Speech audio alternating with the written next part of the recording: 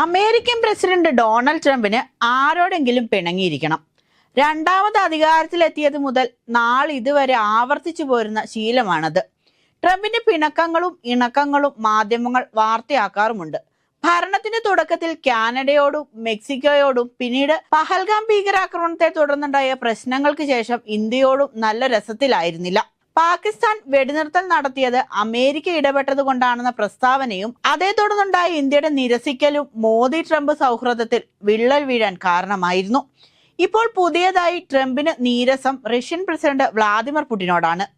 യുദ്ധം അവസാനിക്കാൻ റഷ്യയും യുക്രൈനും ധാരണയിലെത്തുന്നതുവരെ റഷ്യൻ പ്രസിഡന്റ് വ്ളാദിമിർ പുടിനുമായി ചർച്ചയ്ക്കില്ലെന്നാണ് ട്രംപ് തീരുമാനമെടുത്തിരിക്കുന്നത്. 2022 ഫെബ്രുവരിയിൽ ആരംഭിച്ച റഷ്യൻ യുക്രൈൻ യുദ്ധം അവസാനിപ്പിക്കാൻ പുടിൻ ശ്രമങ്ങൾ നടത്തുന്നില്ലെന്നാണ് ട്രംപ് പറയുന്നത്.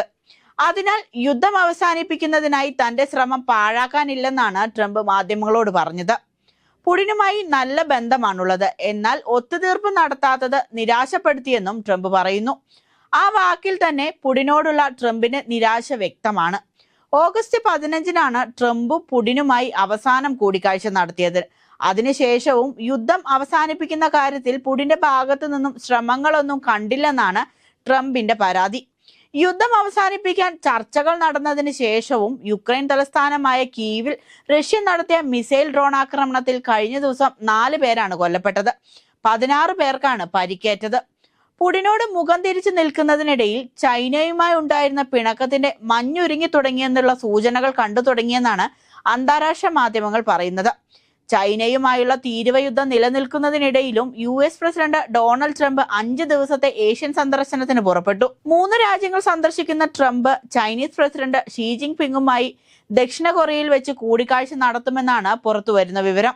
യാത്രക്കിടെ ദോഹ വിമാനത്താവളത്തിൽ ഇന്ധനം നിറയ്ക്കുന്ന സമയത്ത് ഖത്തർ അമീർ Sheikh Tamim bin Hamid Al Thani, പ്രധാനമന്ത്രി Sheikh Mohammed bin Abdul Rahman Al Thani എന്നിവരുമായി വിമാനത്തിൽ വെച്ച് കൂടിക്കാഴ്ച നടത്തുമെന്നും മലേഷ്യയിലെ ക്വാലാലംപൂരിൽ നടക്കുന്ന ആസിയാൻ സമ്മേളനത്തിന് ശേഷം ട്രംപ് ദക്ഷിണ കൊറിയയും ജപ്പാനും സന്ദർശിക്കുമെന്നും വ്യാഴാഴ്ച ദക്ഷിണ കൊറിയയിലെ പൂസാനിൽ അപെക് വ്യാപാര ഉച്ചകോടിയിലും ട്രംപ് പങ്കെടുക്കും.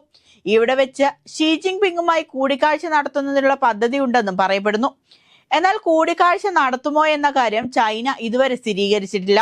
ഷിയോട് ഒരുപാട് കാര്യങ്ങൾ എനിക്ക് പറയാനുണ്ട്, അദ്ദേഹത്തിനും ധാരാളം പറയാനുണ്ടാകുമെന്നാണ് യാത്ര തിരിക്കുന്ന സമയത്ത് ട്രംപ് മാധ്യമങ്ങളോട് പറഞ്ഞത്. ട്രംപിന് 155% താരിഫ് ഭീഷണി നവംബർ 1 മുതലാണ് ചൈനയിൽ പ്രാബല്യത്തിൽ വരുന്നത്. ഭീഷണിക്ക് മുൻപിൽ ചൈന ഇതുവരെ തലകുനിച്ചിട്ടില്ല. അമേരിക്കയ്ക്ക് അതേ നാണയത്തിൽ മറുപടി കൊടുക്കാനാണ് ചൈനയും തയ്യാറെടുക്കുന്നത്. ഷിയുമായി കൂടിക്കാഴ്ച ഉണ്ടായാൽ തായ്വാൻ പ്രശ്നവും ഹോങ്കോങ്ങിലെ ജനാധിപത്യ പ്രക്ഷോഭത്തിന്റെ വക്താവും മാധ്യമപ്രവർത്തകനുമായ ജിമ്മി ലായുടെ ജയിൽ മോചനവും ട്രംപ് ചർച്ച ചെയ്യും. റഷ്യ യുക്രൈൻ വിഷയത്തിൽ പുടിനോട് ഇനി ചർച്ചയ്ക്കില്ലെന്ന തീരുമാനമെടുത്ത ട്രംപ് ഷീ ജിൻ പിങ്ങുമായി അടുക്കാനുള്ള ശ്രമം നടത്തുന്നത് എല്ലാ രാജ്യങ്ങളുമായി ഉടക്കി നിൽക്കുന്നത് ഗുണം ചെയ്യില്ല എന്ന ചിന്തയിൽ നിന്നുമാകാം. ഇനി ട്രംപിന്റെ അടുത്ത നീക്കം എന്താകുമെന്നാണ് ലോകരാജ്യങ്ങളടക്കം ഉറ്റുനോക്കുന്നത്.